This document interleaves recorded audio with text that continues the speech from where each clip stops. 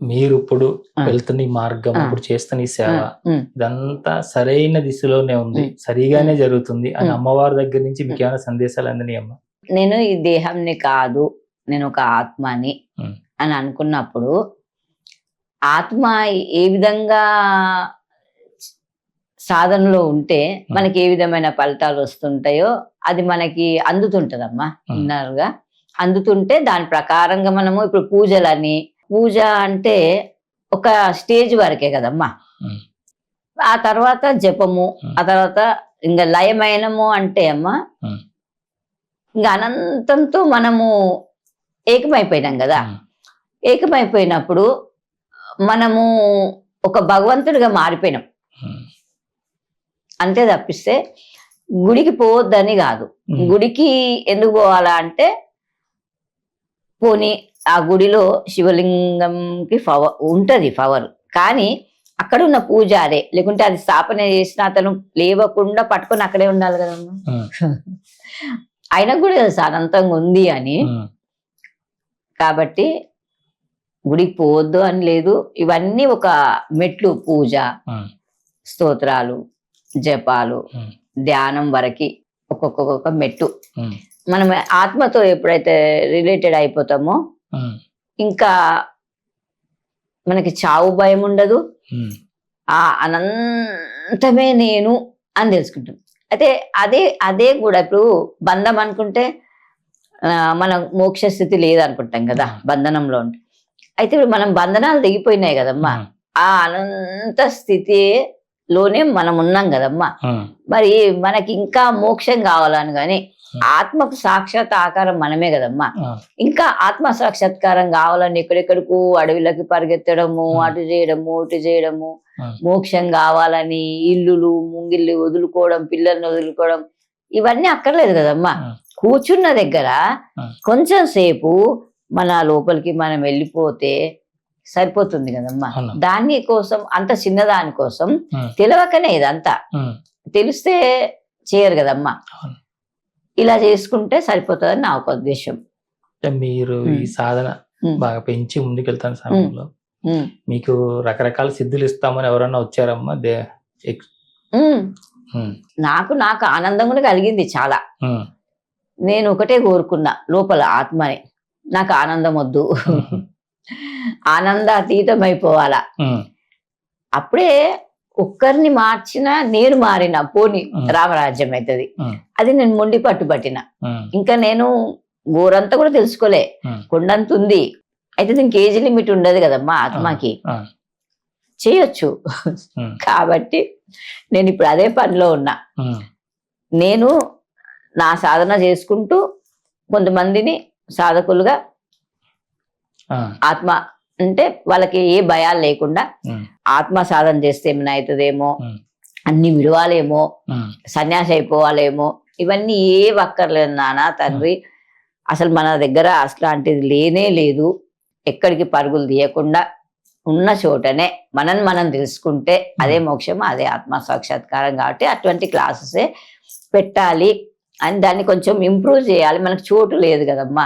ఎంతో మంది ఇస్తున్నారు కానీ చాలా లాంగ్ లో ఇస్తున్నారు. ఏదో అడవిలు ఇస్తే ఎక్కడెక్కడి నుంచో, ఇప్పుడు అమెరికాలో ఉన్న వాళ్ళు కూడా ఇక్కడ విదేశాలలో తపన పడుతున్నారు ఈ అమ్మ జ్ఞానం కోసం. చాలా సింపుల్ గా ఉందమ్మా. అసలు మాకు ఎట్లాగో అవుతుంటది మీరు చెప్తుంటే. మేము 15-20 సంవత్సరాల పేర్లు చెప్పాను ఎక్కడెక్కడ సాధనలు చేసినాం, కానీ మాకు ఈ అనుభవం కలగలేదు. మీరు ఫోన్లో మాట్లాడితే మాకు అనుభవం కలుగుతుంది. కాబట్టి మాకు ఫోన్లో తీసుకుంటారు సాధన. ఎలా చేయాలమ్మా, ఇలా గైడెన్స్ తీసుకొని వాళ్ళు ఆత్మకు దగ్గర అవుతున్నారు. నాకు అనిపిస్తుంది అనమాట, ఒక 500 మంది బట్టాలా. నేను ఎవరిని అడగట్లేదు. నా లోపల ఆత్మశక్తి ఉంది. ఆత్మశక్తే నాకు ప్రేరణనిచ్చి ఆమె తెచ్చుకోవాలా. ఇది మనుషులతో అయ్యే పని కాదు. ఎందుకంటే నన్ను విడిచి ఇంకోటి ఉంది అంటే అది రాంగ్. నన్ను విడిచి ఇంకోటి లేదు, నేను అన్నదే లేదు, ఉన్నది నీవే, నువ్వు తెచ్చుకో, నువ్వు ప్రిపేర్ చేసుకో. అయితే ఇవ్వాలని కూడా లేదు, కానీ వాళ్ళు అడుగుతున్నారు. నన్ను విడిచి ఇంకోటి లేదు, నేను అర్థం చేసుకున్నా. వాళ్ళు ఉన్నది అనుకుంటున్నారు. ఉన్నదంటే ఆత్మలు అనేకం. నన్ను విషయం ఇంకోటి ఉందంటే ఆత్మలు అనేకం, లేదు అంటే నేను ఒకటే. నాకైతే నాకు అక్కర్లేదు సాధన, నేను పరిపూర్ణంగా చేసుకుంటున్నా సాధన. చాలా మందికి కావాలి కాబట్టి వాళ్ళకి ప్లేస్ కావాలా, నీళ్లు కావాలా, ఫుడ్ కావాలా, టీ కావాలా, వసతి కావాలా, అంత కావాలా.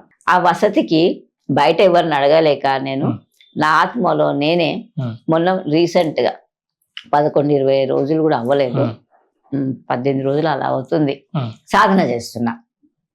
అమ్మ నీకై నువ్వే తెచ్చుకో, బలవంతానని మనకొద్దు. నువ్వు ఉన్నావు, నాకు తెలుసు, నువ్వు లేకుండా నేను లేను. నీ సాధన గురించి చెప్పాలంటే నువ్వే చెప్పుకోవాలి, కాబట్టి నువ్వు తెచ్చుకో. ఇప్పుడు ఇందులో నేను సాధనలో పర్ఫెక్ట్ చేయగలిగినాను అని చిన్న చిన్న మస్తు చేస్తున్నమ్మా, చూస్తున్నా. పెద్దది పెట్టినా ఇప్పుడు అది అవ్వింది అనుకో అమ్మా, అప్పుడు కరెక్ట్ నువ్వు ఉన్నావు. నేను ఎంతమంది కన్నా చెప్పొచ్చు, నేను ఏదైనా. ఇది ఒకటి చిన్నది మాత్రం నేను అమ్మకి లింక్ పెట్టుకున్నా. అయితే అంతకుముందు ఏమైందంటే, ఇప్పుడు మనము అద్దె ఇంట్లో మనమైతే పూజలు ఎక్కువ వచ్చాయి, ఎప్పుడైనా ఆత్మజ్ఞానమే. అయితే ఇంతమంది ఎందుకు వస్తున్నారు, అంతమంది ఆ మధ్యలో కొంచెం ఎక్కువ వచ్చారు కదా. ప్రతి ఇంటి వాళ్ళు అబ్జెక్షన్, పక్కన వాళ్ళు. అమ్మని అడిగా ఆత్మలో, అమ్మ ఈసారి ఇట్లా అబ్జెక్షన్ లేదు, నువ్వే తెచ్చుకో, నాకు తెలియదు, కట్టుకునే వరకు కొద్ది రోజులు అని చెప్పి. ఒక యూట్యూబ్ నుంచి ఒక పిల్లోడు వచ్చి అమ్మ నాకు మీది బాధ అనిపిస్తుంది, కానీ నాకు ఒక కోరిక ఉంది, సాధన తర్వాత చేస్తా, ముందు కోరిక కావాలి.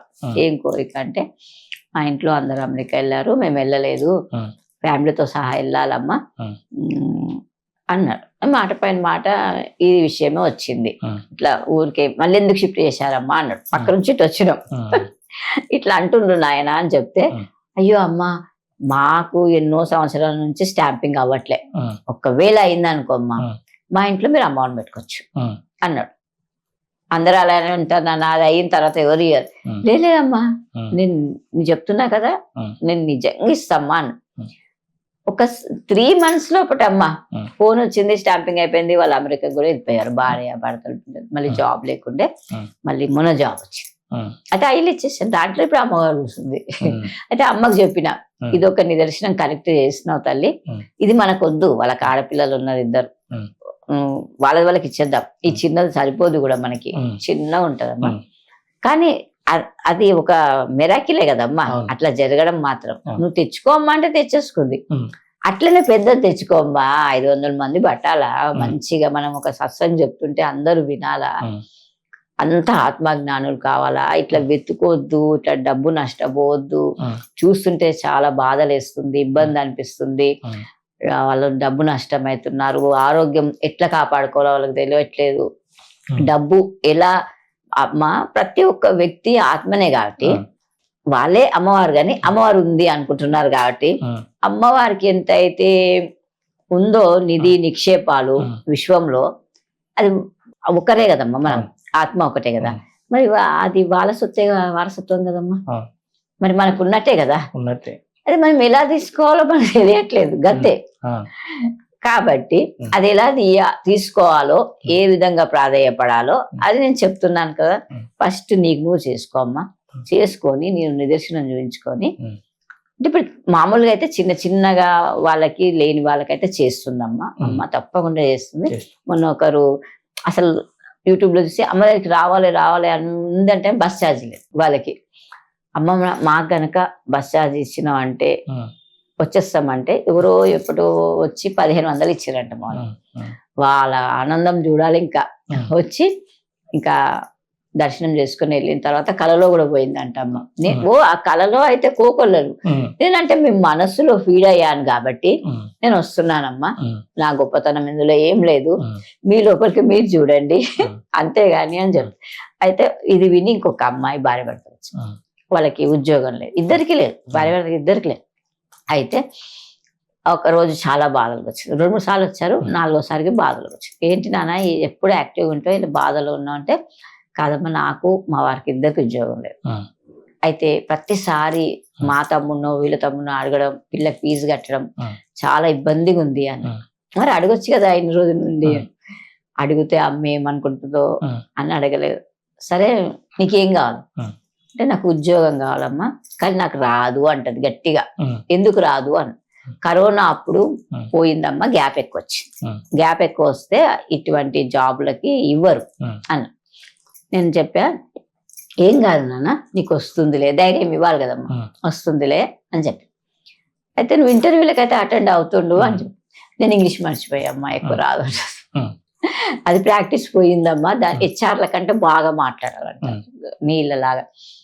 నీకెందుకమ్మా ఈసారి ఇంటర్వ్యూ వస్తాను, నువ్వు ఇక్కడ రా, ఉమ్, ఈడికెళ్ళి పోదు ఆటో కట్టుకొని అంటే భార్య భర్తలు ఇద్దరు వచ్చారమ్మా.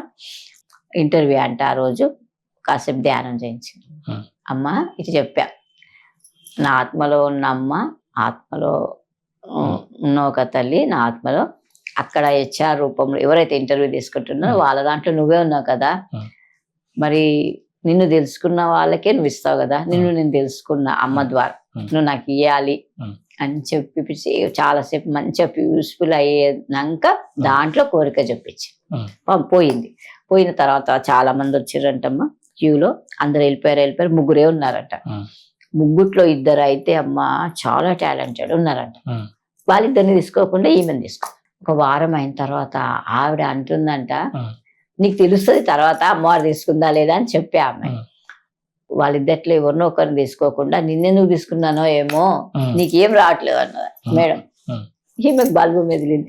ఓ అమ్మ చెప్పింది ఫస్టే, అమ్మవారే ఇంటర్వ్యూ తీసుకుంటారు అంటే ఆ రూపం అప్పుడు ఆ పవర్ అని మళ్ళీ వచ్చింది. అమ్మ నన్ను జాబ్ తీసేసేలాగా ఉన్నారు అసలు, అసలు నాకు రావట్లేదంట అమ్మ. కాదు నాన్న, నువ్వు అర్జెంట్ 2-3 సార్లు ప్రాక్టీస్ చేయి, 10 నిమిషాలైనా సరే. ఏమని అమ్మ, ఆ హెచ్ఆర్ లోపల ఉన్న ఆత్మ నా లోపల ఉన్న నువ్వే కదమ్మా, ఆమె కొంచెం సర్ది చెప్పమ్మా, ఆమె నా జాబ్ తీసేద్దమ్మా, తీసేస్తే ఇప్పుడు పిల్లకి ఫీజులు కట్టాలి, ఇంటి అద్దె కట్టుకోవాలి, తినాలి, ఇప్పుడే నువ్వు ఇచ్చినావని సంతోషంలో ఉన్నాం. అలా అలా అలా చెప్పింది. వారం 10 రోజులు అయినాక బయట నుండి వస్తారు కదమ్మా వాళ్ళు, అమెరికన్స్ వస్తారు కదా, వాళ్ళకి బాధ్యతలు కూడా ఈ అమ్మాయికి అప్పచెప్పిందంట. అట్లా రోజు 2-3 నెలల నుంచి ఆపకుండా చేస్తుంది ఆ అమ్మాయి. అది కంటిన్యూ అయిపోయింది. అంటే ఆత్మశక్తిని తెలుసుకుంటే గనక ఏదన్నా మనం చేయొచ్చమ్మా. ఆత్మశక్తిని తెలుసుకోవాలి, దానిపైన నడవాలి. ఊరికే తెలుసుకుంటే కాదు కదమ్మా, తెలుసుకొని దాంతో మనం జర్నీ చేయాల. అప్పుడు ఇప్పుడు ఎట్లాగో ఆత్మశక్తి పైన మనం కూర్చున్నాం, అందరేమంటారు దాని మీద ఎక్కి స్వారీ చేయొచ్చని. తెలియకనే స్వారీ చేస్తున్నాం, ఇంకా తెలిస్తే ఇంకా బాగా స్వారీ బాగా అవుతుంది. చెప్తే వింటది ప్రేమతో. మా పెద్ద గురువు గారు నెయ్యి అయిపోతే, అమ్మా నెయ్యి అయిపోయిందమ్మా, ఎవరో ఒక క్యాన్ పట్టుకొని వచ్చారు. ఆత్మశక్తికి అలా నేను కూడా అప్పుడప్పుడు చేస్తూ ఉంటా.